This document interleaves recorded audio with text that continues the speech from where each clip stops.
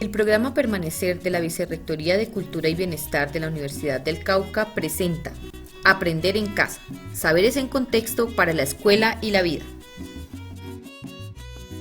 Entonces, vamos a hablar del primer consejo. No olvides este consejo para presentar las pruebas. Primero, revisa toda la información del enunciado de cada pregunta. A ver, muchachos, esto es súper importante. Uno va con cierta disposición a las pruebas a ver, el día anterior se acuesta temprano, se tranquiliza, va con buena disposición. Y bueno, no vamos a tratar de no ir a responder leyendo muy rápido, de afán. Ustedes más o menos tienen que tener una idea de cómo van a responder. Entonces, lo primero, las pruebas a ver no son un tipo de pruebas en las que a ti te van a valorar memoria, en el sentido de que tienes que recordar cosas, por decirlo así, rebuscadas, que aprendimos en el colegio, sino que acá te evalúan competencias. ¿Qué quiere decir eso? Te evalúan una habilidad que tú desarrollaste durante tu vida escolar en el colegio sobre las ciencias naturales. Entonces, ¿qué quiere decir esto? Quiere decir que en la pregunta te van a suministrar toda la información y por eso es importante leer o revisar toda la información antes de responder. Entonces, concluimos, debo revisar cuidadosamente y con atención la información que me presentan en toda la pregunta. ¿Listo? Entonces se revisa primero todo. Vamos por el segundo consejo. Lee todo antes de responder. Obviamente tiene que ver con la anterior. Lo que pasa es que una cosa es revisar, otra es leer. Entonces, cuando yo digo que revisamos, es mirar que hay una gráfica, por ejemplo, que en una pregunta hay una gráfica, que haya un párrafo extenso, tienes que mirar y números, cálculos, datos, es decir, todo tratando como de revisarlo, pero también de tratar de leer, ¿listo?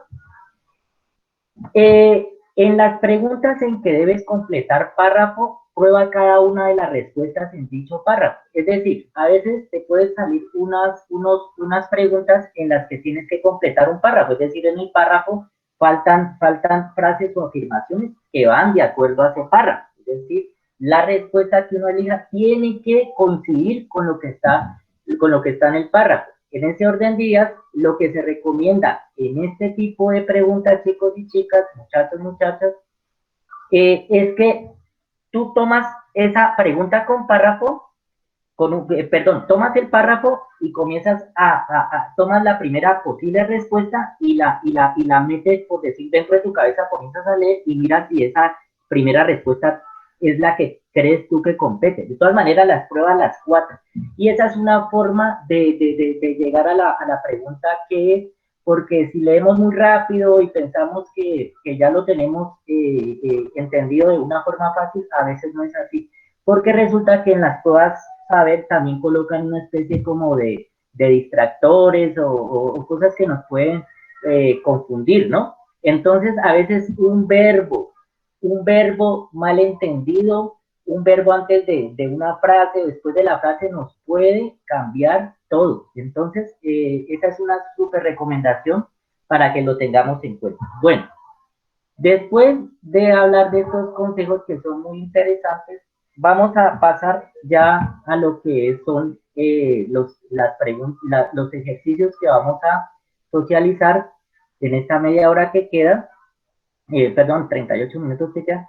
Entonces vamos a comenzar a mirar este tipo de preguntas. Entonces comenzamos así. Entonces estamos en ciencias naturales. Voy a leer la pregunta. Entonces, miren que prácticamente voy a poner en práctica algunos de los consejos, los dos primeros consejos que les di. Entonces, leemos todo y analizamos y revisamos todo. Entonces, leamos.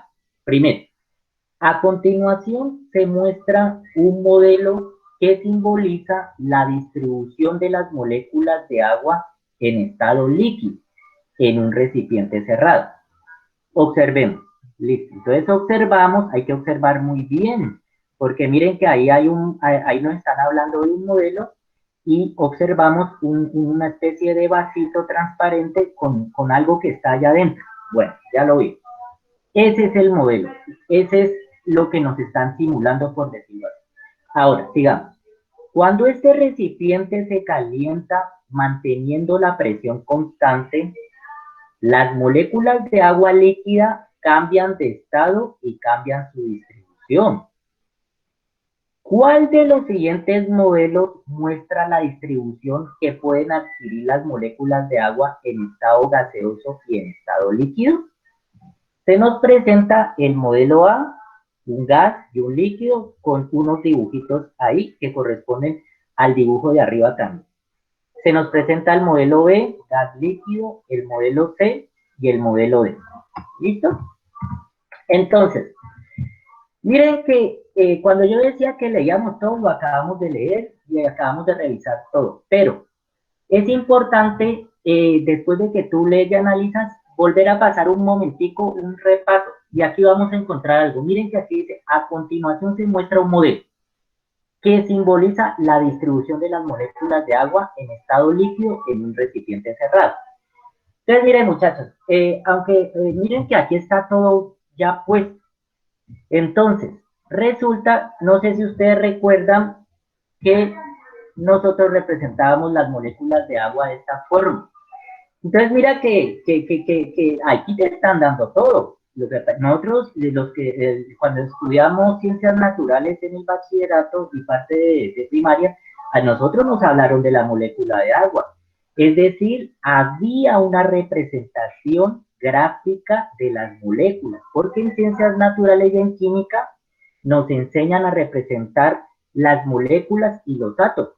Por lo tanto, en este tipo de preguntas están tratando de indagar o de saber si tú te acuerdas de esto. Entonces, miren que aquí los ponen todos. Lo que pasa es que si tú no analizas con atención lo que te está mostrando, entonces puedes cometer un error. ¿Por qué? Ya se van a dar cuenta en lo siguiente.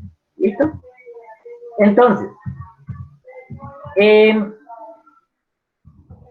resulta, muchachos, que entonces vamos a analizar lo que pasa aquí. Entonces, veamos. Se supone que acá en la parte de arriba, ya voy a utilizar un cursor, en esta parte de arriba se ven las moléculas. Ya sabemos qué corresponde a este tipo de moléculas, ¿no es cierto? Bueno, entendido eso, entonces vamos a volver a analizar lo que nos dice. Cuando este recipiente se calienta manteniendo la presión constante, ojo, constante, las moléculas de agua líquida cambian de estado y cambian su distribución. Aquí ya nos están diciendo todo. Miren que nos están diciendo, él cambia de estado y cambia su distribución. Cambia de estado y cambia su distribución. Ahora sí, vamos a la pregunta. ¿Cuál de los siguientes modelos muestra la distribución que pueden adquirir las moléculas de agua en estado gaseoso y en estado líquido? ¿Qué haces tú en este tipo de preguntas? Tú lo que vas a hacer es mirar el primer modelo. Entonces tenemos el modelo A y ahí nos muestra un gas y un líquido. Resulta que si yo no me acuerdo, que las moléculas de agua están conformadas por oxígeno e hidrógeno, entonces, y unidas, ¿no? Porque miren que aquí está unida. Cuando nosotros observamos acá arriba, vemos que cada una de estas figuritas que estoy señalando tiene un circulito, por decirlo así, blanco y dos negritos. Y dos circulitos negritos. ¿Qué era eso? Pues eso no es nada más ni nada menos que la molécula de agua, donde vemos el átomo de oxígeno y dos átomos de hidrógeno. La pregunta es, chicos y chicas, cuando calentamos un líquido, el agua no se va a separar en átomos de hidrógeno y oxígeno, es decir, el agua no se separa. Ojo con eso, la molécula de agua sigue completa, es decir, sus dos átomos de hidrógeno con su átomo de oxígeno. Lo que sí cambia es el estado de la materia, es decir, pasa de un estado líquido a un estado gaseoso. ¿Por qué desechamos la pregunta A? Porque si ustedes observan, aquí nos están diciendo en este modelo que se separaron los átomos de oxígeno que quedaron abajo y arriba quedaron los átomos de hidrógeno. Eso no es así, porque simplemente el agua pasó de estado líquido a estado gaseoso. Entonces, por eso desechamos este modelo, porque este modelo no corresponde a lo que sucede en la vida real. ¿Listo? Sin embargo, miren que el líquido sí está bien, porque están ahí las moléculas de agua y el modelo A nos hace pensar que están las moléculas de agua abajo, como tener un vaso con agua. ¿Listo? Desechamos el modelo A. Vamos a ver, me voy a pasar al modelo C. Ahorita me van a entender por qué. Miren que cuando nosotros inflamos, por ejemplo, una bomba de estas, una bomba que esas las bombas que inflamos, una bomba de helio o inflamos una bomba con la boca.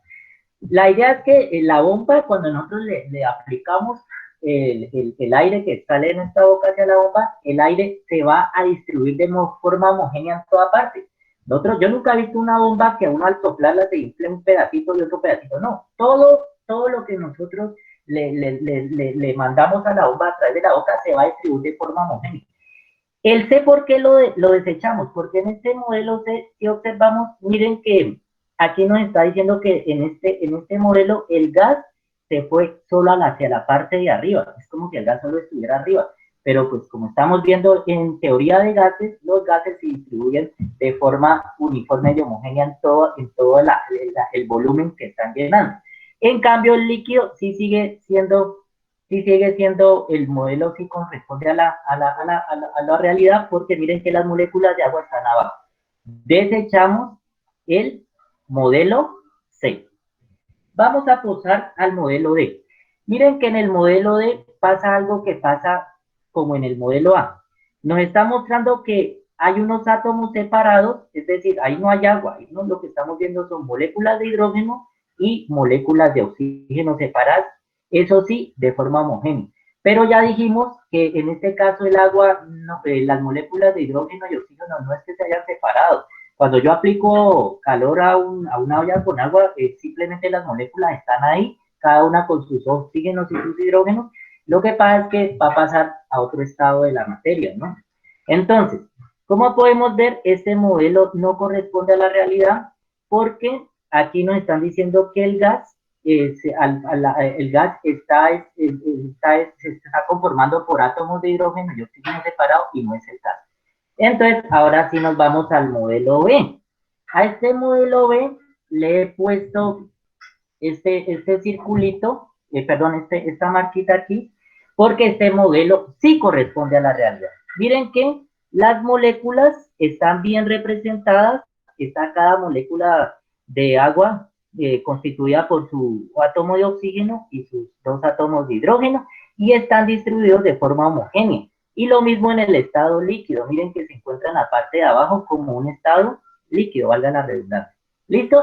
Entonces, como se pueden dar cuenta, miren que al parecer a veces uno puede confundirse porque ve las cosas como que muy supuestamente claras, ¿no? Pero miren que es una cuestión de mucha atención, de mucha atención.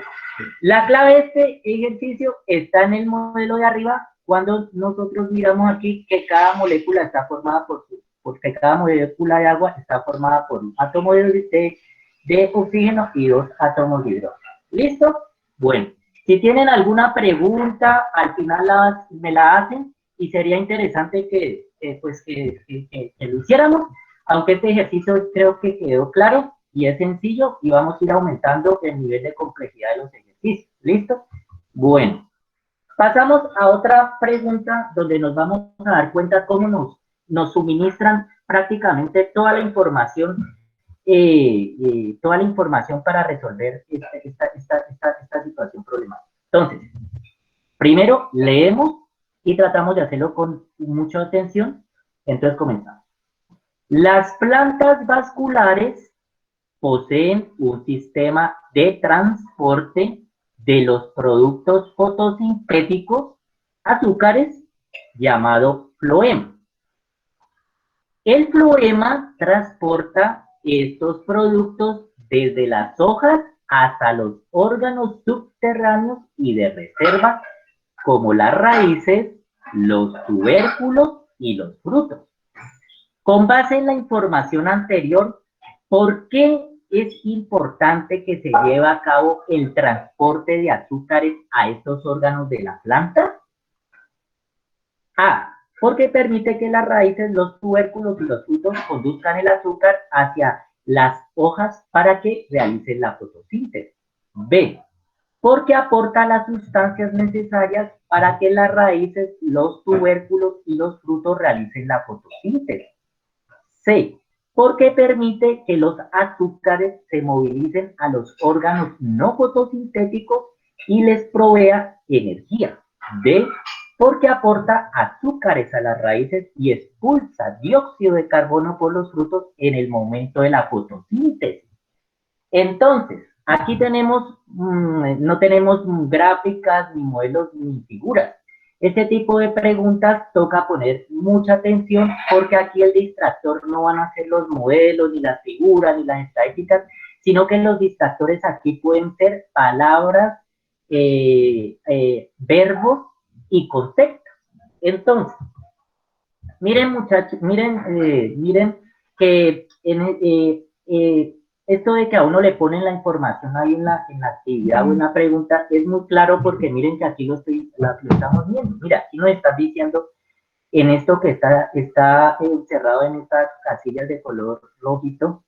Dice, el floema transporta estos productos desde las hojas hasta los órganos subterráneos y de reserva, como las raíces, los tubérculos y los frutos. Prácticamente ahí nos están dando la respuesta, ¿sí? Pero recuerden que esto, al nosotros pensar en esta situación, y usted, como usted estudió 11 años de preescolar y todo, primaria, secundaria, pueden haber hecho cursos preuniversitarios, usted ha estudiado por la internet, por iniciativa propia, muy bien. Usted, miren que cuando uno le dicen que ahí le ponen todo, pues sí, miren que ahí está todo. Lo que pasa es que a uno le hacen recordar todos estos conceptos, pero también quieren darse cuenta si uno los conoce muy bien. Entonces, aquí va, esto va en el sentido de que aquí nos están dando la respuesta, pero van a mirar a ver si nos acordamos de otras cosas. ¿Listo? Entonces, veamos si nosotros entendemos que el floema transporta productos desde las hojas hasta los órganos subterráneos y de reserva. Entonces, miremos a ver qué tipo de respuestas nos proponen y las analizamos desde ahí. ¿Listo? Ojo que aquí hay que tener otra cosa en cuenta. Miren que aquí te están hablando de floema, de fotosíntesis y de azúcar. Recordemos que ya sabemos que la fotosíntesis y sabemos que a través de la fotosíntesis se generan los carbohidratos y los azúcares, ¿no? Y también agua. Entonces, pilas con esto. Entonces, vamos a tener en cuenta floema, fotosíntesis, azúcar. Entonces, veamos a ver qué nos propone. Primero, vamos a volver a leer la pregunta. ¿Por qué es importante que se lleve a cabo el transporte de azúcares a estos órganos de la planta? Vuelvo y repito. ¿Por qué es importante que se lleve a cabo el transporte de azúcares a estos órganos de la planta? Porque permite que las raíces, los tubérculos y los frutos conduzcan el azúcar hacia las hojas para que realicen la fotosíntesis. Ojo con esto, miren que aquí está diciendo, porque permite que las raíces, los tubérculos y los frutos conduzcan el azúcar hacia las hojas para que realicen la fotosíntesis. Pero es que arriba te están diciendo lo contrario, te están diciendo es que el floema transporta estos productos desde las hojas hasta los órganos, ¿no, Andrés? Sí, entonces allá nos podemos dar cuenta que la A no es, ¿no? ¿No es cierto? Porque aquí dice porque permite que las raíces, los tubérculos y los frutos conduzcan el azúcar hacia las hojas.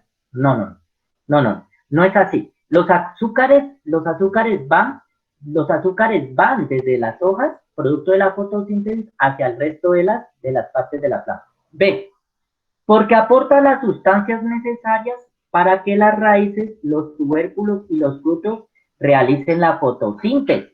A ver. Porque aporta las sustancias necesarias para que las raíces, tubérculos y los frutos realicen fotosíntesis. A ver, cuando nosotros hablamos de fotosíntesis, hablamos de que la fotosíntesis se realiza a través de la clorofila, ¿no? Y la clorofila es de color verde, aunque existen clorofilas de otros colores, pero la que más predomina es la de color verde. Por lo tanto, los órganos de la planta que hacen la fotosíntesis son las hojas, aunque en algunas partes de la planta también puede haber clorofila, pero en general no, la fotosíntesis se realiza en las hojas, y aquí nos están diciendo, porque aporta las sustancias necesarias para que las raíces, los tubérculos y los frutos realicen la foto. Una raíz está debajo de la tierra. ¿Cómo va a hacer fotosíntesis? Fotos de fotones de luz. Entonces esta es una afirmación que no corresponde a la realidad. C, porque permite que los azúcares se movilicen a los órganos no fotosintéticos y les provea energía. Bastante interesante, porque miren que esta es la respuesta, porque aquí le están diciendo, porque permite que los azúcares se movilicen a los órganos no fotosintéticos y los provea energía, porque el floema transporta los azúcares desde las hojas al resto de la planta, y esos azúcares, pues le permiten, de los azúcares, los seres vivos toman la energía, ¿no es cierto? Y los carbohidratos. Y analicemos la última, que no es, porque aporta azúcares a las raíces y expulsa dióxido de carbono por los frutos en el momento de la fotosíntesis. Ojo, aquí nos están diciendo, expulsa dióxido de carbono por los frutos en el momento de la fotosíntesis. Ya habíamos dicho que la fotosíntesis en términos generales se realiza en las hojas, y cuando se realiza la fotosíntesis la planta expulsa dióxido de carbono, pero no es precisamente en los frutos, es en las hojas, ¿listo? Entonces, ya aquí con esta pregunta nos podemos dar cuenta claramente que en este tipo de pruebas saber los contenidos conceptuales y procedimentales y algunos actitudinales están dentro de lo que nos están proponiendo. Entonces, nos evalúan es como competencias, cómo yo aprendí en mi secundaria y en mi primaria y qué logré entender como una habilidad, ¿sí? Muy bien, listo. Pasamos a la tercera pregunta, que ya es una pregunta que ya integra una gráfica, y es otro tipo de análisis que tenemos que hacer, pero vamos a aplicar los mismos consejos, leamos todo, revisemos todo y a tratarlo de hacer como con tranquilidad y concentración y no desesperarnos, ¿listo? Entonces, comenzamos. La gráfica muestra cómo cambia el número de individuos de una especie de ave en un área determinada cuando una especie de parásito que puede enfermar al ave es introducida en el ecosistema. El parásito depende de esta especie de ave para su supervivencia. La gráfica muestra también el cambio de la población del parásito. Entonces, vamos a observar la gráfica, ¿sí? Estamos leyendo, ¿no? Bueno, leí. Entonces, sigamos leyendo. Ahorita hacemos la revisión. Con base en los datos de la gráfica, si la tendencia se mantiene, ¿cuál de las siguientes predicciones es válida para la población del parásito después del mes 18? A. Descenderá hasta 5 individuos por metro cuadrado y crecerá nuevamente en el mes 19. B. Se mantendrá estable en 25 individuos por metro cuadrado por un largo tiempo. C. Aumentará de forma constante hasta alcanzar los 10 individuos por metro cuadrado. D. Será menor de 25 individuos por metro cuadrado por no tener aves a quien parasitar. Bueno, escogí este ejercicio que lo vi publicado en otras redes sociales, en YouTube, porque es que este ejercicio integra varias variables que nos ayudan mucho a entender este tipo de ejercicios. ¿Listo? Ya leí. Ahora vamos a analizar, y entonces, analizar, bueno, o revisar. Miren que aquí dice, el parásito depende de esta especie de ave para su supervivencia. Ojo, el parásito depende de esta especie de ave para su supervivencia. Esto nos está diciendo que si no hay ave, ya, ¿qué va a parasitar el famoso parásito? No puede, o sea, ahí está muy claro. ¿Listo? Bueno, ahora dice otra cosa bastante importante acá, dice, por ejemplo, con base en los datos de la gráfica, si la tendencia se mantiene, nos están diciendo entonces que tenemos que, ahí nos dicen, si la tendencia se mantiene, porque ahí no te lo están mostrando, ¿listo? Ahora enlacémoslo a esto. Entonces, ya tenemos dos cosas claras. El parásito depende de la ave para su supervivencia, por eso se llama parásito. Con base en los datos de la gráfica, si la tendencia se mantiene. Entonces, vámonos, ya sabemos que el parásito sin ave no existe. Y nos van a decir que analicemos el mes 18. Miren que ahí dice, ¿cuál de las siguientes predicciones es válida para la población del parásito después del mes 18? Entonces, vamos a recordar el tema de las gráficas, que es tan chévere y es algo que nos permite entender fenómenos en la naturaleza de una forma muy, digamos, práctica, ¿no? Porque tenemos muchos datos, pero gráficamente se entiende mejor. Entonces, aquí tenemos el famoso eje Y, el famoso eje X. Aquí tenemos en el eje Y, tenemos individuos por metro cuadrado, es decir, 25 aves por metro cuadrado. Supongo que aquí están hablando de gorriones chiquititos, porque si hablamos de garzas, en un metro cuadrado 25 no nos cabe, y menos cóndores o aves, ¿sí? Entonces vamos pensando cosas. Luego pasamos aquí, miren, de 0, 25 por metro cuadrado, 50 por metro cuadrado, 75 por metro cuadrado, 100 aves por metro cuadrado. En el eje X tenemos 0, 0 como tiempo en meses, el mes 0, el número 2, que significa a los 2 meses, 6 meses, 10 meses, 14 meses y 18 meses. Lo primero que tenemos que recordar es cómo entender estas gráficas antes de ir a hacer el análisis en el mes 18. Entonces analicemos, a ver. Aquí hay otra información que si no la tenemos en cuenta, pues no vamos a poder entender bien el ejercicio, porque si bien es cierto, miren que aquí hay dos rayitas, una raya en continua que se relaciona, que nos representa en la gráfica a la ave, y una línea continua que en la gráfica nos representa el parásito. Pero ¿cómo así, profe? ¿Qué está diciendo? Pues estoy diciendo que a medida que pasa el tiempo, aumenta la población o los individuos del ave o del parásito. Listo. Como tenemos dos líneas ahí que tenemos que analizar, analicemos primero la evolución de la población de aves o individuos de aves en el tiempo. Entonces, vamos acá y observamos. Cuando comenzamos este análisis o cuando comenzó esta situación, estábamos en el mes 0, inicio, y había 100 aves. Y miren a la vez. Listo. Vamos al número 2. ¡Ay! Se comenzó a descender en las aves. Podemos decir que están por ahí en unos 95. Listo. Sigamos la rayita, la secuencia de la gráfica. Llegamos aquí al mes 6, por aquí más o menos. Estamos como en un 80 aves. Luego vámonos de una vez, vámonos al 14. Uy, pero aquí ¿qué pasó? Esas aves ya no quedan ni 10. Uy, no, pasaron de 100 a 14, del mes 0 al mes 14 pasó de 100 a prácticamente unos 10.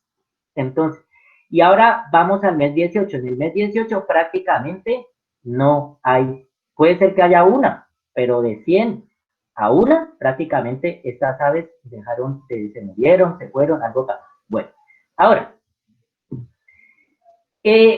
analicemos la evolución de la población de los parásitos. Mire que cuando comenzamos a hacer este análisis, habían 0 parásitos. Cuando pasa el mes 2, pasamos a, por ahí a unos 5 parásitos. Cuando pasamos al mes 6, ya estamos llegando por ahí a los 20 parásitos, por decirlo así. Miren que hay un punto donde cuando hay aproximadamente unas 48 aves, más o menos hay 48 parásitos. Y en los parásitos, a pesar de que las aves siguen disminuyendo, miren que comienza a aumentar, pero llega un punto, miren, la evolución de los individuos por reproducción de los parásitos en el mes 14, miren que ya comienza a descender, y aquí es donde tenemos que hacer el análisis, en el mes 18. Como nosotros ya hicimos el análisis desde todas estas variables, teniéndolas en cuenta, entonces ahora sí vamos a la pregunta. Con base en los datos de la gráfica, si la tendencia se mantiene, ¿cuál de las siguientes predicciones es válida para la población del parásito después del mes 18? Entonces, qué pena, iba a quitar una cosa, pero no me quitó. Entonces, leamos la respuesta A. Descenderá hasta 5 individuos por metro cuadrado y crecerá nuevamente en el mes 19. A ver, descenderá hasta 5 individuos por metro cuadrado y crecerá nuevamente en el mes 19. A ver, muchachos, aquí nos están diciendo población de parásitos. La población de parásitos en un momento subió, porque había habían unas 50, pero como las aves se comienzan a morir o a irse de ese sitio, pues miren que ya prácticamente los parásitos van descendiendo. Entonces, ¿cómo es que crecerá nuevamente en el mes 18? No puede crecer porque pues, ya prácticamente no hay. ¿Listo? B. Se mantendrá estable en 25 individuos por metro cuadrado por un largo tiempo. Entonces aquí nos están diciendo que en el mes 18 se mantendrá estable en 25 individuos, pero cuando vamos a ver la evolución del parásito, miren que el parásito, a pesar de que aquí no muestra eso, va para abajo y la población va disminuyendo porque es que ya las aves no están prácticamente, entonces pues, obviamente esto ya va a bajar y eso no corresponde a la realidad. C. Aumentará de forma constante hasta alcanzar los 100 individuos por metro cuadrado. Volvemos a lo mismo. ¿Cómo nos hablan de que aumentará o se mantendrá estable cuando es claro que esto va en descenso desde el argumento de que las aves ya no están? Y D. Será menor de 25 individuos por metro cuadrado por no tener aves a quien parasitar. Miren que aquí está la respuesta. No tener aves a quien parasitar. Es decir, que ahí lo tenemos bastante claro. ¿Listo? Si tienen alguna inquietud, pregunta o duda, la van anotando o la memorizan en sus cabezas para que ahorita me la digan. ¿Listo? Bueno, vamos a abordar la última situación para terminar y dejar 15 minutitos para una socialización. Y vamos a hablar, vamos a hacer la quinta pregunta. Entonces miren que estas son de las que a mí como biólogo, cuando yo presenté las pruebas y como biólogo, considero que este tipo de preguntas que no tienen gráficas, que no tienen figuras, estos son de más cuidado porque si te confundes en un verbo, es que una cosa es, por ejemplo, analiza o un verbo pues, un verbo te expresa una situación totalmente diferente de un verbo a otro. Entonces, a veces un verbo nos puede confundir a la hora de responder o analizar estas situaciones problemáticas. Entonces, comencemos. Leamos. Consejo primero, leemos, luego hacemos una especie de revisión y comenzamos a intentar responder esto. Un grupo de científicos quiere estudiar el efecto del consumo de semillas de café en el desplazamiento de las ardillas por un bosque. Para ello, se capturarán 10 ardillas, de las cuales 5 se alimentarán con semillas de café y las otras 5 con alimentos sin café. A cada ardilla se le colocará un rastreador y se registrará su desplazamiento en el bosque durante 72 horas. Sin embargo, un reciente estudio muestra que los mayores desplazamientos se observan en ardillas que no alcanzan su edad reproductiva y que las ardillas adultas son territoriales y no se mueven más de 5 metros a la redonda. Basados en la nueva información, ¿cómo deben modificar los científicos su experimento para determinar adecuadamente el efecto de las semillas de café? Posible respuesta A. Dejar semillas de café en los árboles donde habitan las ardillas y medir el tiempo que éstas demoran en consumirlas. Respuesta B. Colocar semillas en la base de 10 troncos y medir la longitud que recorren las ardillas en los troncos. C. Determinar las edades de las ardillas capturadas e incluir el mismo número de ardillas de diferentes edades. D. Capturar ardillas jóvenes y adultas, encerrarlas en un área de 3 metros cuadrados y comparar sus desplazamientos. Entonces, miren, muchachos, miren que aquí tenemos que este tipo de ejercicio tiene más conceptos, expresa una situación más compleja, por decirlo así. Entonces, vamos a primero analizar esto. Miren que aquí nos están, a ver, lo que entendimos es lo siguiente. Unos científicos están preparando un experimento para ver cómo el café o las semillas de café afectan el movimiento de las ardillas. Hay que tener en cuenta, chicos, y es que el café contiene un estimulante que es la cafeína, y obviamente en un animalito como esto la cafeína puede activar más el movimiento porque lo estimula, ¿no es cierto?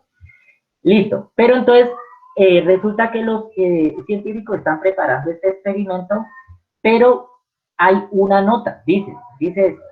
Sin embargo, un reciente estudio muestra que los mayores desplazamientos se observan en ardillas que no alcanzan su edad reproductiva y que las ardillas adultas son territoriales y no se mueven más de 5 metros a la redonda. Aquí nos están diciendo algo muy importante. Nos están diciendo que las ardillas que son jóvenes o que no son todavía adultas, esas son las que se mueven más. Y las ardillas adultas tienden a moverse menos. Eso es muy parecido a los seres humanos. Cuando uno está por ahí viendo a los abuelos, a las tías con los nietos y los sobrinos, uno ve que los chiquitines se mueven más, pero los abuelos y los nietos, y los abuelos o los papás de uno tienden a quedarse más tranquilos, más tranquilos, porque ellos ya son así, por su edad y sus ciclos de desarrollo. Entonces miren que aquí hay algo bastante importante. Esto es lo que se puede llamar, aquí no hay un distractor propiamente dicho, pero sí hay una situación que si no la analizamos bien, entonces no vamos a poder responder bien el ejercicio. En ese orden de ideas, entonces, aquí dice la pregunta: ¿cómo deben modificar los científicos su experimento para determinar adecuadamente el efecto de las semillas de café? Miren que aquí les están diciendo aquí nos están diciendo parte de la respuesta, nos están diciendo cómo deben modificar los científicos su experimento. Es decir, nos están diciendo, en este experimento hay que cambiar algo. Veamos qué nos proponen en esos cambios. Entonces nos dice: dejar semillas de café en los árboles donde habitan las ardillas y medir el tiempo que éstas demoran en consumirlas. Pero muchachos, miren que aquí, muchachos y muchachas, miren que aquí nos están diciendo 5 se alimentarán con semillas de café y las otras 5 con alimentos sin café. Entonces, ¿qué nos están diciendo? Que a 5 en biología, ojalá recuerden esto, ¿se acuerdan del grupo control? Entonces, ¿qué quiere decir eso? Cuando yo quiero hacer un experimento con organismos, con seres vivos, por ejemplo, tengo un abono nuevo, un abono que es nuevo, que en medio de la pandemia me lo vendieron más barato y dicen que es una berraquera. Yo soy una persona que tiene un negocio agropecuario, entonces yo sé, tengo por acá 10 plantas de café en un lado y tengo 10 plantas de café en otro. Si yo quiero saber si realmente ese abono es bueno, entonces yo cojo 10 plantas de café que están en un lado y les echo el abono, y a las otras que están en otro lado no les echo abono. Esas que están en otro lado y que no les eché abono es el grupo control. Entonces, claro, si yo le echo abono a esas 10 plantas en un lado, se supone que si el abono es bueno, pues en 10 o 20 días, un mes, ya tienen que ver. Entonces, así yo me puedo dar cuenta de que en este caso, de que lo que me vendieron es lo que corresponde. En ese orden de ideas, entonces miren que aquí nos están diciendo 5 ardillas, se les da semillas de café y a las otras no, pero no nos están diciendo si esas ardillas son jóvenes, son adultas, porque ya sabemos que las pequeñitas, que las chiquillas se van a mover más y las grandes poco. Entonces esta no nos sirve, la afirmación A no nos sirve, porque ahí prácticamente las ardillas se van a mover unas más, otras menos, pero no hay diferencia de edad. Veamos la afirmación B. Colocar semillas en la base de 10 troncos y medir la longitud que recorren las ardillas en los troncos. Pero bueno, no nos estaban diciendo que era estudiar el efecto del movimiento de las ardillas en un bosque. ¿Por qué hablamos de un tronco? Un bosque perdón, un tronco es un tronco, pero el bosque es el bosque con muchos árboles. Entonces aquí esto no nos sirve porque es que a nosotros nos están diciendo arriba que el estudio tiene que ser en parte del bosque, no en un tronco. Desechamos la afirmación 2. Pasemos a la D. Ahorita hablamos de la C. D. Capturar ardillas jóvenes y adultas, encerrarlas en un área de 3 metros cuadrados y comparar sus desplazamientos. Creo que esa es muy evidente que no nos sirve porque es que vuelvo y repito, si leímos bien y revisamos bien, ahí nos dejaron un datico, nos dijeron en el bosque. Entonces, porque ahí en la afirmación de nos están diciendo que es un área de 3 metros. Un área de 3 metros es un área de 3 metros. No es un bosque, a no ser que existan bosques de 3 metros cuadrados, que es posible que, no sé, bueno, es dentro de lo que podemos llamar la generalización, y los bosques son grandes, ¿sí? Bueno, y veamos la C. Determinar las edades de las ardillas capturadas e incluir el mismo número de ardillas de diferentes edades. Esa es la respuesta. Es la respuesta porque miren que arriba nos están diciendo que hay que establecer una diferencia entre ardillas chiquillas y ardillas adultas. Entonces, claro, si yo quiero que este experimento me quede bien, entonces determinar las edades de las ardillas capturadas e incluir el mismo número de ardillas de diferentes edades. Entonces, claro, con esto ya puedo hacer el experimento basado como en unos datos que ya son coherentes y pertinentes. ¿Listo? Bueno, muchachos. Entonces voy a cerrar mi presentación para que pasemos a la utilización. Me gustaría escuchar alguna pregunta de todo esto que acabo de explicarles, sí, muchachos y muchachas. Lo importante, ¿saben qué es? Pilas. Leer primero todo. Luego, mirar y analizar, luego hacer una revisión. Miren que una cosa es analizar y otra es revisar. Entonces, revisar gráficas. No dejes nada sin ver, porque un punto, una coma, un verbo, una gráfica, un número te puede confundir. Entonces, en ciencias tenemos que trabajar así. Bueno, muchachos, entonces, nos vemos en nuestra segunda clase. Muchas gracias y lo llevo en el corazón porque extraño hasta el Cauca.